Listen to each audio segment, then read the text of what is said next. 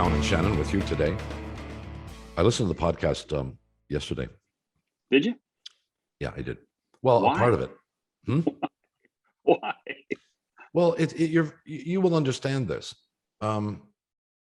As people can see who are watching this, my office used to be filled with chairs and books and things. Yeah. And now it's a big hollow room.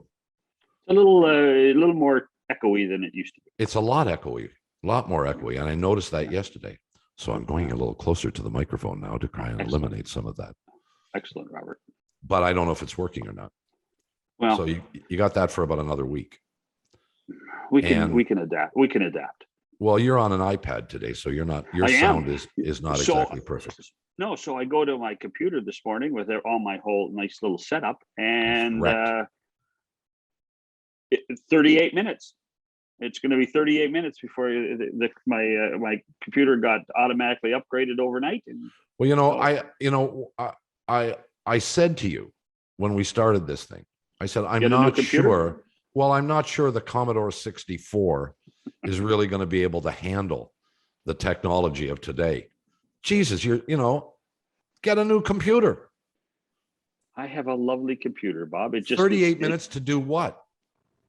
Updates, man. An update at night. It did, but then it has to if you don't go down in the morning and turn it on and check it, it has to reboot. Well, but that's what you didn't do, you dum-dum, right? Yeah, I know, yeah, but hey, listen, because by the way, you are so good in the computer world, and that's why you're the vice president of IT of this group. Well, and you know the reason why. I know exactly what to do when there's a computer problem. Turn it off. Call somebody. Yeah. I don't touch a damn thing. Okay, so today's topic at least is a little more down your expertise. Well, not a little more, but you think you know as much about computers as you do sports gambling? No, I know way more about sports gambling than I do about almost anything else. But that's my point. Kevin WAUGH is the Minister of Parliament, federal member of Parliament. Member of Parliament. He's not a minister. Right. Not a minister. He's in the opposition. For Saskatoon-Grasswood. And he was the one who presented the private members bill to legalize single event sports betting in this country, something that's been talked about for decades, something that I've had on the periphery been involved with, and the bill passed. There is going to be legal single game sports betting in this country. But are there more questions still to be answered? We'll talk to Mr. WAUGH and get his perspective on what he did and what comes next with single game sports betting in Canada. We'll commence after these messages. It's McCown and Shannon back within the program. And single sports wagering has finally become legal in the or will be in the country. Kevin WAUGH is the member of Parliament from Saskatoon. Is it Grasswood? Is that right? Grasswood, Saskatoon-Grasswood. Yeah. Right. And he joins us now. He was the member that introduced the legislation. Well, thanks for taking time for us today. Yeah, thanks, Bob. Yeah, that's good. Tell us a little bit about the genesis of this. It has been discussed for, I'm going to guess, 20 years. There didn't seem to be any specific motivation until the last few months. But how did this all come about? Yeah, it's a long journey. I'll give you some background, John and Bob. So I was a sports broadcaster in Saskatoon for 4 decades. So, well aware of the situation in the sport business in this country. So you're right. This bill started well over 10 years ago, probably even longer. They brought it, it passed the House of Commons in 2015, kind of suspiciously, I might add, by Joe Camartin. They did it on a Friday afternoon, got it to the Senate, where Bob, your friend, Paul Beeston, kind of squashed the single event sports betting. And then Prime Minister Harper called the 2015 election. So it was dead on the order paper. And then Brian Massey brought it forward again in 2016. He's the MP for Windsor West. and it was defeated in the House of Commons. So how these private member businesses work is every new parliament you pick out of a hat to see who goes first and so on. I chose number 7 when I picked. I was number 7, lucky 7 as it turns out. Brian Massey, who brought the bill out in 2016, was in the 200s. So I have a background, as I mentioned, in sports. So we were looking over the order papers from the last parliament, and there it was. And our leadership said, you're the obvious guy to close this deal out. You know, the NDP tried with Joe and Brian, and now you're the closer. You're the Jordan Romano. We want you to close out this deal and see if you can do it. So, you know, a conservative backbencher usually doesn't get a PMB passed through the House. We had lots of ups and downs, but there was big appetite in this country for it. And often, as you guys know, politicians don't do what the general public want. So when we started out, there was a little bit of pushback on this. But, you know, the offshore sites and the gray market in this country were eating $14 billion at least per year. So why not get some of the tax dollars from this and, you know, do the addictions, put money back into mental health? So it was a long journey. It was over 1.5 years. And finally, in June, we got it through the Senate. And then, you know, the government took 40 days for whatever reason to the order in council. And then they had the big announcement, you know, a little over 10 days ago at Fallsview. So Kevin, the thing that jumped out at me was that there was support for this thing on both sides of the aisle. That was something we're getting used to not having support on both sides of the aisle. How did that work? A lot of work, John. You know, as parliamentarians, we do meet after question period, believe it or not. You know, that hour and 15 where you're butting heads at one another is all for TV. And then after that, we do get together and we share, you know, concerns. Let's face it, in Niagara Falls and Windsor, big concerns, because across the border in Michigan and New York now, single event sports betting is legal. The casinos down there in Windsor and Niagara Falls are feeling it. We're coming out of a pandemic that, you know, in the last 16 months has been hell on sport teams and professional leagues. I think, John and Bob, it all turned around for me. Last June of 2020, I got 6 letters of recommendation from all commissioners of the professional sport leagues saying it's time we get a regulated single event sports betting in Canada. That was the first time all 6 came together. As you know, there was always opposition. The leagues wanted a lot of money for this at the beginning, 7, 8, 10 years ago. And I mean, they are supplying the stat packages for this. So, you know, it all swung in my favor, I thought, June of 2020, when all of a sudden I went into the House of Commons with 6 letters from all commissioners of professional sports. I'm in the middle of a move, and while I was moving, I actually found a speech that I gave to a parliamentary committee a number of years ago, and it was entirely about the legalization of sports betting and a recommendation to do that. It has taken a long time to get to this bar, but one of the things I do specifically remember of that presentation was that I said that governments should be there to legislate and not operate. What kind of situation do we have here? Is this going to be a government-run operation, or is this going to be an operation that is privately run but taxed, and that's how the government will generate its revenue? So it's my understanding, all I did, gentlemen, was amend the criminal code to allow single event sports betting, whether it's boxing or professional sports or whatever the case may be. That's all the feds had in the game.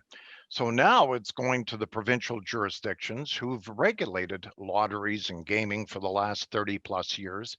So it will go to the Ontario Lottery Corporation, the Quebec, BC, and so on, Western Canada. And it will be up to those jurisdictions what they do. You know, there's been a lot of play in this country, as you gentlemen both know, in the last 6 months of positioning where Score Media just got bought out, and FanDuel and DraftKings, they all want into the market. Very good question. What will the provincial governments decide? Will they regulate this and run it and get the money from it? Or will they, in fact, distribute it to the others that I just mentioned? So I think in Western Canada, BC's ready to go next Friday, the 27th of August, and it appears they're going to use ProLine Plus. It will be an app, and I hear Ontario, Quebec are leaning that way, at least to get it up and going, but it's going to take a lot of money on the infrastructure side. So there could be private investment into this. I think each government, Bob and John, will determine which way they will go. Although I would strongly recommend following both Ontario and BC, as they seem to be ahead of the game right now. Yeah, don't Do you you think see it- it as potentially problematic if we have multiple jurisdictions with completely different perspectives and agendas in this? In other words, if Ontario, for example, said we're just going to legislate this, and we're going to be the 30,000-foot guy who looks down and oversees all of this, but if you got, if an individual, a corporation wants to apply for a license to open a sports book, for example, whether it's on Yonge Street or whether it's in a hotel, we're simply going to be the overseer of that. If that was to happen, but other provinces are using the ProLine model where it's government operated, don't you see that as potentially problematic?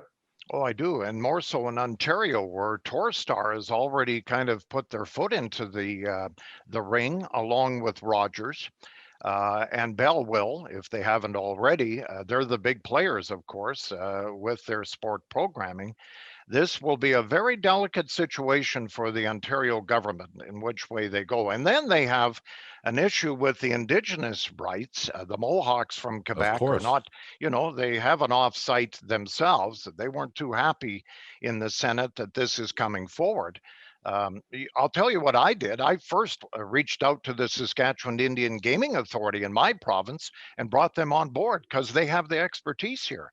So I did that in Saskatchewan. I know BC has done the same, but there could be some interesting developments out of both Quebec, who haven't really consulted with the Indigenous groups, and Ontario. So, and the Ontario market, let's face it, guys, it's the biggest in Canada.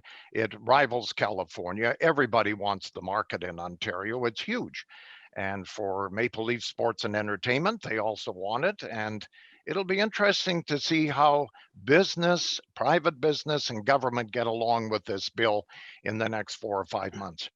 So the last thing we saw that changed via the criminal code was cannabis, and it got sent down to the provincial level as well. And I'm not sure how you would describe how the legislation and how the execution of the plan went for cannabis. But can we expect a little better than what we saw with legalized marijuana? I'm hoping so, John. The black market on the cannabis is still there, as you know. That's a concern. I gave a speech where, in Saskatchewan right now, the number one team, of course, is the Riders. So as the Western Canada Lottery I'm shocked. Yeah, I'm I shocked.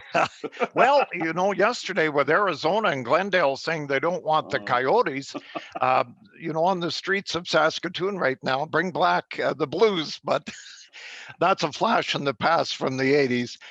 But, the question remains for the Western Canada Lottery Corporation or Saskatchewan Lotteries, will you elevate the Saskatchewan Roughrider line during their games? Okay, so they're playing Ottawa on Saturday. Is it a 7.5 line when really everyone else has it at 3.5?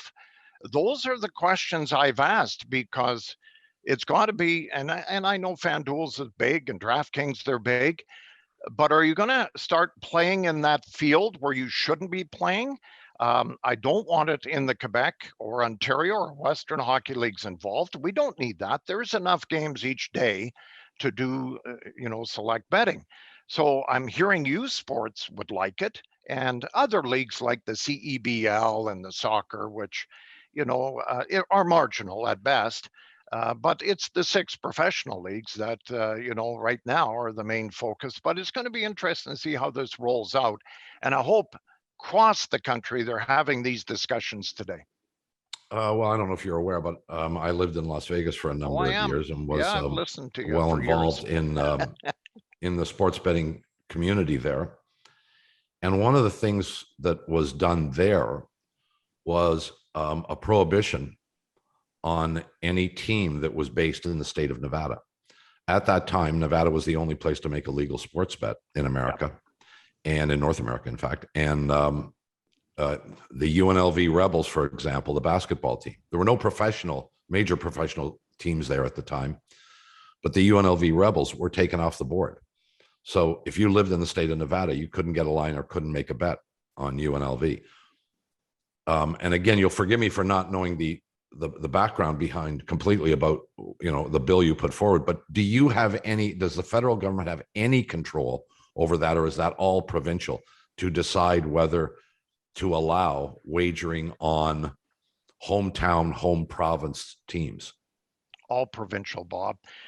Very good question, though, because look, you lived in Vegas. MGM Grand had a piece of the New York Rangers, and the NHL Rangers were never on the board in Las Vegas. Now, of course, you have the Golden Knights. So I think when that team got to Vegas, that changed everything in North America.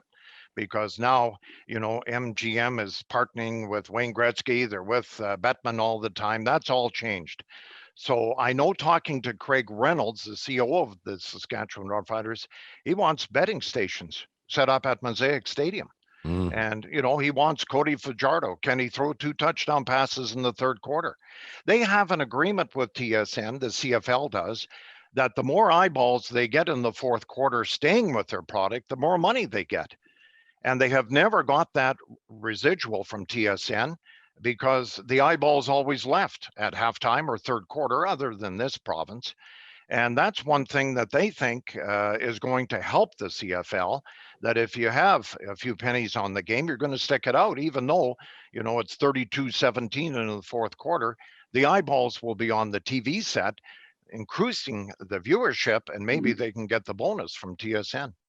And creating that level playing field with the Americans, Kevin, there is a betting house within the arena in Newark, and there is one in Washington as well, where Caps fans can go, or Devils fans can go and wager during the game.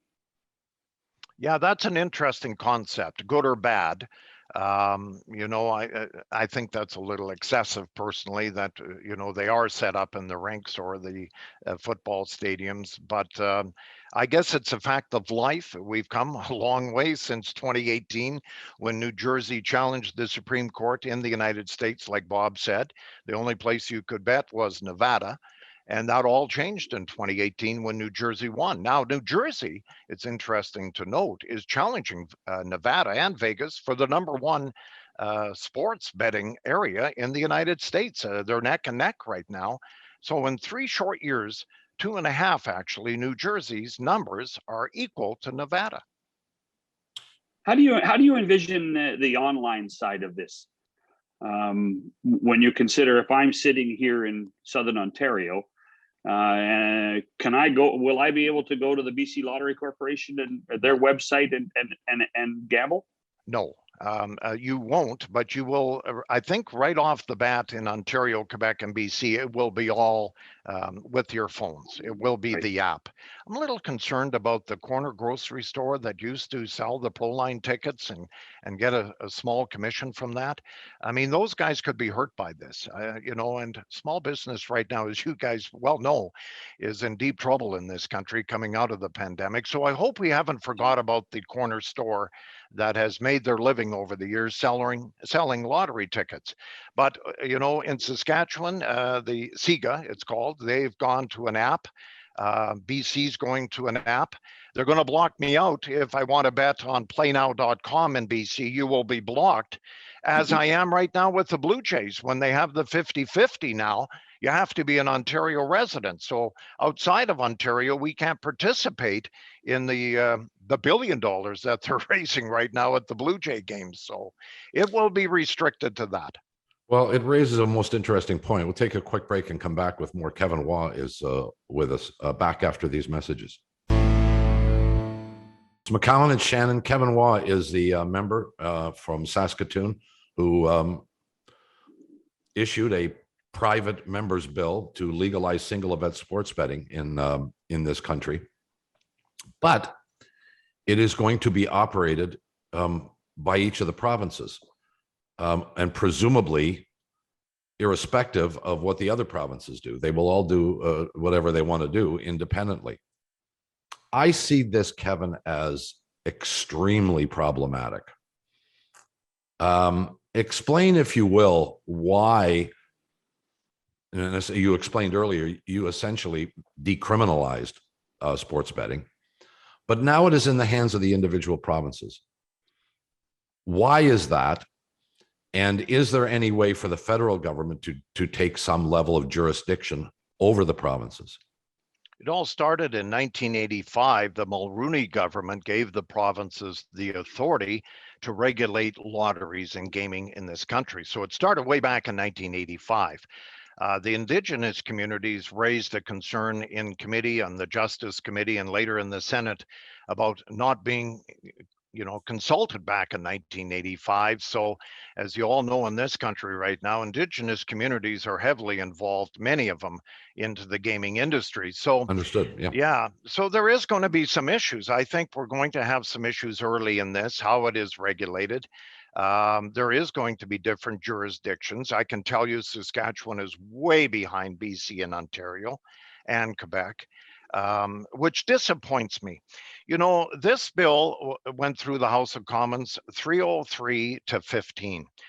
And, the government supported it, and then they monkeyed around with it at the time. They never brought it out. They had this legislation. It was C-13.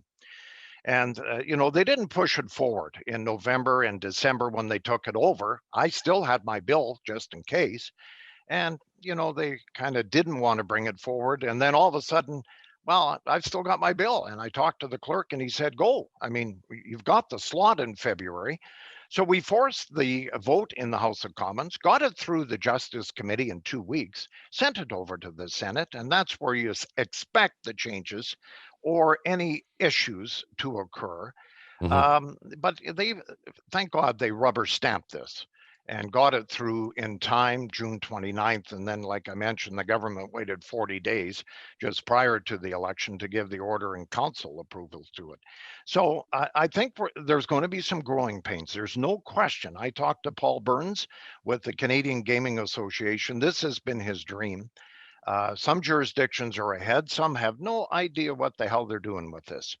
And one would be the province of Saskatchewan. They're way behind. And, BC, Ontario, Quebec have got their act together. And I think they're going to lead the country in how this will roll out, especially Ontario. Well, you mentioned Niagara Falls and Windsor. What's your expectation the casinos will do? I think we're going to have sports books. That's why SIGA is involved here. They own 7 casino locations in Saskatchewan. The vision is to have a sports book. We all know, and Bob, you lived in Vegas for years, it's the sports book that makes gambling going. I mean, it's exciting when you walk through their locations. There's noise, there's cheering, the TVs are up and everyone's pumped up on a game. And there's back-to-back games from 10 in the morning till midnight. And that's the place to be. So really, those tourist destinations have been hit hard. Niagara and Windsor, they have to compete on the casino level. Now, how that rolls out is going to be interesting because, in what I've heard, it's all going to be app right now. But, what does a casino bet look like? We had some discussion on horse racing because horse racing was excluded from this.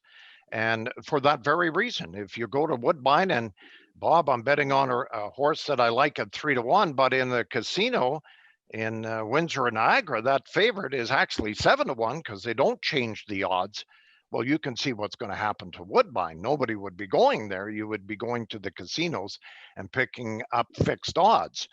So the casinos, I think, are going to have a very major play in this country on the betting of single event sports. Well, what's going to have to happen, and you illustrated it perfectly. what's going to happen is an integration of the computerized system if they want to do horse racing, computerized system in the casinos to the computerized system at the track, so that the odds that are posted in the casino or in the sports book, more accurately, all of the money that is wagered goes into the same pool. The odds change appropriately. You cannot have two different systems. Now, sports betting is slightly different. I can remember the days living in Las Vegas and getting up at 7 o'clock in the morning, and the place we'd always go is the Stardust, because they posted the first betting line every morning at 8 a.m. And you'd sit there and you'd watch what the early money did. And then by 9 o'clock, you were off in your car going to all the different other sports books to see what everybody else had. And the odds were different at every place.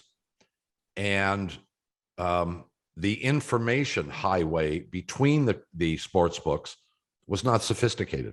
No. This was a time when sports bettors carried a pocket of dimes because they wanted to call as many people as they could in the payphones outside. Now, this is before cell phones and everything else. Well, that's all changed now. Now, when somebody walks in and puts $50,000 on the New York Yankees and the line changes at the Stardust, which is where he bets, within seconds, everybody else knows and adjusts their line accordingly. So that opportunity to get a better number somewhere else just by driving over to the other place is almost gone. But everybody has to work together on this in order for it to happen.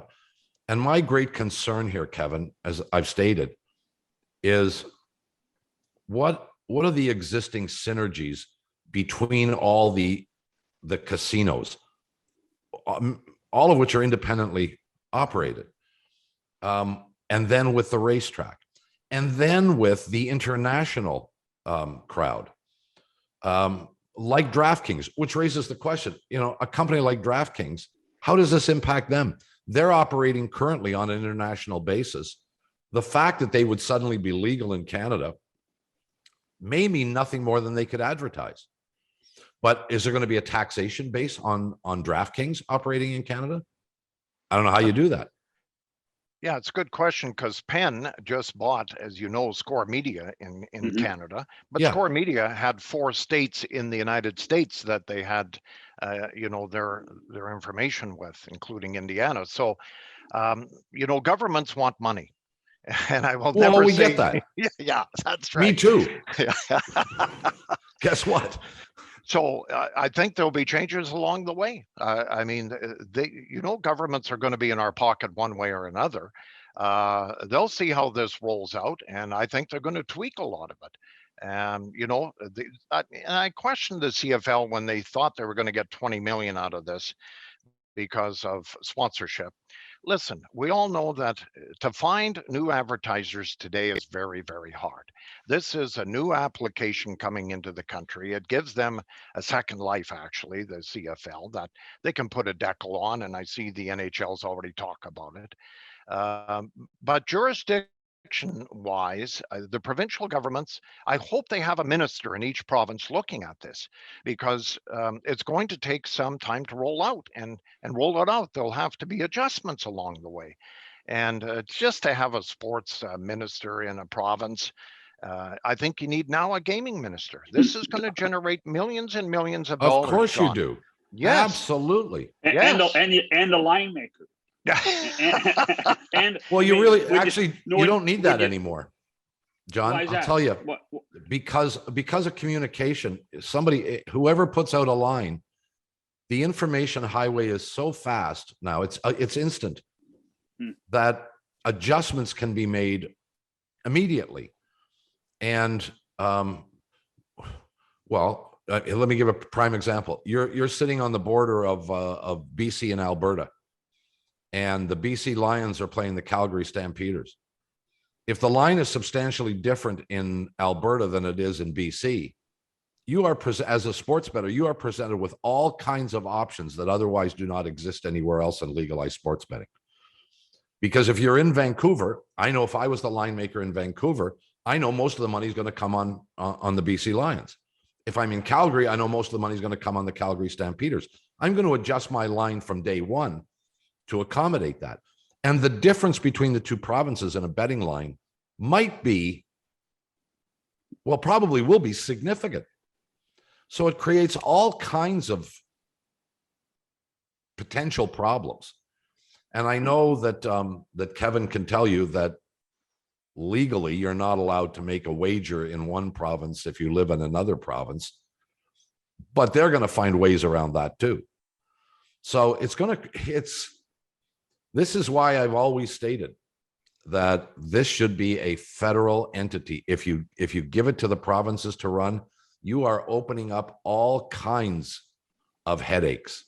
And what I'd hate to see is for this thing to crash and burn, and then somebody comes along with another bill and says, we're gonna unlegalize it because it's just too much of a hassle. Yeah. And how are you going to collect tax money from DraftKings? Do we know that? We don't. We don't. So And yet they're going to be among the biggest players in terms of advertising in this country to start. Sure. DraftKings, FanDuel. Yep. You know, Barstool will, now that because Barstool's owned by Penn National as well. You know, they're part of the remedy for themselves. Kevin, how do you talked about professional teams getting advertising? Is that the only way the sports teams in our country will generate revenue from this? Well, I think the CFL in particular, being lower run than the NBA or Major League Baseball, for them, they want to sell the stat packages. Now, the average guy on the street doesn't care about it, but as you guys and Bob, you would know, being in Vegas, those stat packages have a wealth of information in them. Back-to-back games, second game on the road, all this stuff, day games, night games. And the league will hopefully, and they haven't done a very good job the first 2 weeks. Is Michael Riley starting, or is it O'Rourke starting? I mean, they screwed this thing up from day one, the CFL. And they have to do a better job of reporting their player injuries and so on. It's a learning curve, but thank God we didn't have the first 2 weeks, because BC was at fault. Last week, Riley did start. Nobody thought he was. And that's important, as Bob pointed out. Those are major, especially in football. The quarterback is the key position. And when you start monkeying around with a player roster and not telling the media ahead of time, you almost have to take those games off the board. So it'll be interesting to see how, the CFL in particular, because they have to up their ante. But they think they're going to get advertising on the field, on the sidelines, maybe even on their jerseys. And they can sell the stat packages to whoever wants them. And all the, let's face it, FanDuel and DraftKings will all want them, because it has a history of what does happen. One of the great questions, and I know I was asked this when I was presenting to the parliamentary committee, was what should the juice be? What should the commission be? Yep. And that is another big factor in terms of competitive balance. In Las Vegas, when I was living there, they basically operated off a 10-cent line. I'm quite certain, no, I'm completely certain that ProLine is significantly more profitable in terms of the juice that they take, or the commission that they take. And I know this is not a federal thing, really, but can you guys make any recommendations? Do you trust that the provinces will be smart enough to understand that if they try and take too much commission on each bet, people will simply go elsewhere? Will they be that smart? Well, we're going to see the market. 500 million was bet on ProLine the last year, only 500 million, compared to 14 billion that Canadian Gaming said went outside gray market and the offshore sites. I think the offshore sites are going to provide a lot of competition to Canadians. 100%. They're going to, they may give you that 8-cent line or 10-cent line or 15-cent line. They may give you a bonus if you exceed this amount of money that you've placed on a wager. So the provincial governments better be aware of this. It was like the cannabis. John, you mentioned cannabis. It's taken a long time. I mean, we got cannabis stores here, and you do too in Ontario, every block. And I'm not sure they're all making money because there's still, people going behind the stores making deals on the market. So, this is a very interesting proposal, that the provincial governments are going to, and that's why I said they're going to have maybe a sports gambling minister, because this has to be watched so closely. And if it isn't, they're going to lose their shirt on this. You know this, Bob. I mean, there's professionals out there that make a living on this. It's back to Bob's original point about the feds being involved. Is this a frustration for you that you and the House of Commons have and the Senate have passed the bill, and then you basically wash your hands of it? Yeah, I think that's true, John, because, I had to get that line out of the criminal code. We've done that. And, and I can't undo 1985. I mean, that was the government of day, Mulrooney. But where are we going to go with this? So, great. Kevin Waugh's done a PMB and we got single event sports betting, and the provinces are going to rake in millions of dollars. But on the other hand, maybe Kevin Waugh comes back if he gets reelected on the 44th Parliament here to do a private members bill now, talking about some of the stuff we've talked about, and see that we can get it back into the Justice Committee, where, the federal government should have some say in this. I totally agree with both of you on this. We've kind of passed the bill and it's out of our hands, and you deal with it now, provinces. But at the same token, there is a responsibility here for the federal government. 100%. Yep, I know that, and you guys know that. I'm not sure those in the House of Commons know that, right? Well, they don't, Kevin, because they don't understand it, and the common person has never understood it. You have to understand how this business operates and the nuances of it. And I'm not condemning anybody for not understanding it. I wouldn't expect them to. They're not involved. They're just assuming the tax base increases. That's all. Yeah, that's all they care about. That's more revenue coming in for other things to happen. We have barely touched on a few nuances of sports betting that are going to impact how this thing rolls out. Barely touched on them. Yeah. I've spent the last 20, 25 years thinking about this kind of stuff and looking at what actually takes place. And I think it's great that, that your bill was passed. What I don't like is that it's going to the provincial jurisdictions, because that is, I promise you, going to be a colossal mess. Let me ask you this, Bob. Do you think it's a colossal mess in the United States? Because the states have this responsibility, though. Yes. like it's a New Jersey thing, it's a Nevada thing, it's a North Dakota thing. It's New York and Michigan. How is that different than what would occur here? Well, the United States has essentially banned offshore sport betting clubs. I mean, that the credit card companies don't allow, for the most part, a lot of those transactions to take place. And remember, when sports betting was initiated, it was legal in one state. It was not legal in the other 49. It was legal only in the state of Nevada. Mm-hmm. And so to have it as a state jurisdiction was obvious.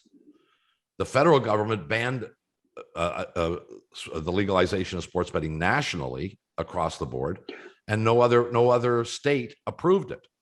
So Nevada started with basically a clean slate and no competition. Things have gotten a lot more complicated. Oh, sure they have. Since then. And it's already complicated now. Plus, as big, and I know, Kevin, you said earlier, Ontario is basically the size population-wise of California. Well, it's not quite, but it's the gambling market percentage-wise. Well, in Canada, it's we're miles ahead of anybody else population. 40% of the country. That's 40% of the country. But what are you going to do with DraftKings? What are you going to do with FanDuel? Yeah. What are you going to do with all the other offshore sites? What do you want to do? What are you going to do when Caesars suddenly, and all the individual casino operators in Las Vegas, all of whom have sports books, all of whom are involved in that play, when they recognize now all of a sudden they can advertise on their app? this is, it looks simple, but it really is complicated. And I hope that the provincial jurisdictions, yourself included, Kevin, because you said that your province is, I guess, in a position where they really don't know what to do. I hope they seek out, tangible advice in this, because this is complicated and you better do it right the first time. Because if you don't, not only might it fail, you will actually lose a crap load of money. Yeah. Because the operation of these things is going to cost. And there's going to be infrastructure spending on this, and you better do it right. And I think you recognize all the more reason to contract it out then. all the more reason. The SIP is, let's bring in the experts. Let's take a fee, a percentage, and let somebody who does this every day do it for us. I'll go back to what I said right off the top of the show when I made the presentation. Governments should legislate, but not operate. But you got to legislate first. You got to have the rules and regulations in place. And I mean, you're a federal minister. I think you agree, don't you, that, it should be a federal jurisdiction? A lot of it, yes, very much so. I mean, I told you about 1985. Oh, I know. You got to try and undo that. Yeah, well, how do you get all the provinces now agreeing to that, right? Yeah, well, they're not giving it. Listen, you've seen what it does to cities like Thunder Bay and Kamloops, all these places where the lottery corporations have really become the #1 manufacturing destination. They're not giving that money back now, Kevin. Well, no, but I don't think it's a matter of that, John and Kevin. I think if you present it properly to the provinces and present the dilemma of what can happen, either in individual provinces or collectively across the country, it's not about, we assume that this is all about sharing the money, that these jurisdictions don't want to give up the revenue. They don't have to. They share some of it. Just, you got to work together. You got to work under one umbrella in order for this to work. If it's 11 or 12 different umbrellas, somewhere one of those spokes is going to break. And when it does, the whole umbrella is shot. And that's always been the concern that I've had. We're going to let you go, but I personally thank you for presenting the bill and getting it through. Bravo. Yeah, I wasn't sure I'd live to see it happen. But I'm not sure your work is done. And hopefully you get reelected and you can continue the effort and perhaps raise some of the issues that we've talked about today. And for whatever it's worth, probably nothing. Any help I can provide, I'm happy to. All right, Bob. Thanks. And thanks, John, for bringing, I mean, this was a great discussion. This country is going to change. Sports has changed with this bill in this country. We all know that. 100%. I hope we do it right. It's not, but there's not going to be an epiphany on August 27th. Not at all. You're right. That's for sure. Yeah. Kevin WAUGH, Member of Parliament. We thank you very much for joining us. All the best to you and good luck in the election too. Yeah. Thanks, guys. We'll be back after these messages. McCowan and Shannon back with you, and our thanks again to Kevin WAUGH, the member for Saskatoon-Grasswood. And it's funny when I talked to Kevin originally, I said, I know that name. And of course, people in Saskatchewan, Kevin he was on TV for like 40 years. Legendary sports announcer, CFQC in Saskatoon for there you go, decades. I actually got a chill down my spine saying, I hope he didn't apply for a job that I didn't hire him for. Well, he'd be another one. Or maybe just that you ignored him like you did me all those years. Yes. He doesn't even see, folks. He doesn't even apologize for it. No, not anymore. He just, yeah, you were crap. I'm not going to hire you. Look I'm one of those guys who understands 162 games. I understand it's a marathon, not a sprint. But I'll tell you what, with what has happened over the past week, with the Blue Jays collapsing in, I guess Seattle and then Washington, and the Yankees, Seattle, now Oakland. What's the Yankees? 7 in a row for the Yankees now, I guess. Well, they've been playing like crazy. Mhm. The Blue Jays are, I think, going into tonight about 4.5 games out of the wild card spot. They have the Detroit Tigers. Another, forgive me, Detroit Tiger fans, soft touch. A team the Blue Jays not just should beat, must beat. It's a 3-game series, I believe. Is that correct? Yes. When I say 2 out of 3 is the minimum, 2 out of 3 might not be good enough, but you better win 2 out of 3, and you should win all 3. Anything less than that, and I think we're getting perilously close to writing off this season in terms of. I was talking to a friend yesterday, and this very discussion, and he brought up, well, they've got 10 games against the Orioles. He said, but you've got to win all 10 games against the Orioles. And how realistic is to beat, even though the Orioles, I think, have lost 14 in a row. How realistic is it to think you're going to be able to beat a team that many times just to get back into the race, Bob? Just to get back into the race. The other problem is, and here's the other problem. When you get to September and teams are clearly out of the race, all pressure is off. And what got individual players, and baseball is an individual game. It's a collection of individuals that play the game. The conjoining of the team thing is this. It's smaller in baseball than it is in any other sport. There's less reliance on what the other guy does. What happens often in September is those bad teams go on runs because the individual players know they're playing for a contract for next year, whether they're free agents or whether they're on the cusp, or usually bad teams have a bunch of minor league guys that are getting a look. All that kind of stuff. In many ways, I've said before, you're almost better playing a team that you're battling against. And then you don't have to look at the scoreboard too. Yeah. Then you're both in the same position in terms of nerves and energy and commitment and, and motivation and goal. I don't want to play some sad sack team in September. And like you said, have to try and win 9 out of 10 or 10 out of 10 right. in order to gain ground. They scare me. They don't scare me in July. They scare the hell out of me in September. They have really backed themselves into a corner. The trip to California, the trip to Seattle, and then to go to DC and do what they did. I think, again, based on that Orioles discussion, is, they probably looked at the schedule and said, oh, we can, if we go 500, if we go, a game over 500 on the road trip, we're in pretty good shape. Well, they didn't. Well, they would have been in decent shape if they'd done that, but they didn't. No, they didn't. That's right.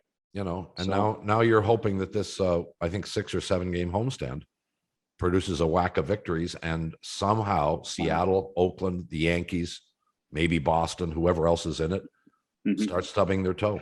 Well, it's go time. In the thematic of our today's discussion, don't bet on it. You're here.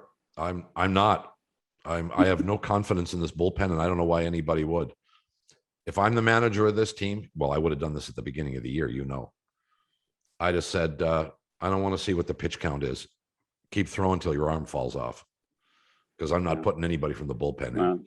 Something tells me that I don't think Charlie has all the say by himself anyway. So. I know he doesn't have all the say, and I'm not saying it to criticize Charlie. It's an organizational decision. It's Atkins and Shapiro up top, and all the other nerds that they've got sitting in offices in front of their computers, tippy typing. Screw that. You got a good starting pitching. You got a crappy bullpen.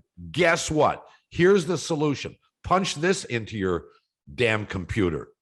Keep the starters in as long as you can. Thank you. End of speech. John, you have a nice weekend. You too, Robert. Go to Halifax on Sunday. Are you? Yeah. Good boy. Going to play some golf? Yes, sir. Don't you have a course around the corner? Seems like a long way to go to play golf. Well, somebody invites you, you go. Well, nobody invites me anywhere anymore. Well, we don't know where you live. And I'm not telling. Y'all have yourselves a good weekend, and we'll catch you Monday if the creek don't rise. For Shannon McCowan, see ya.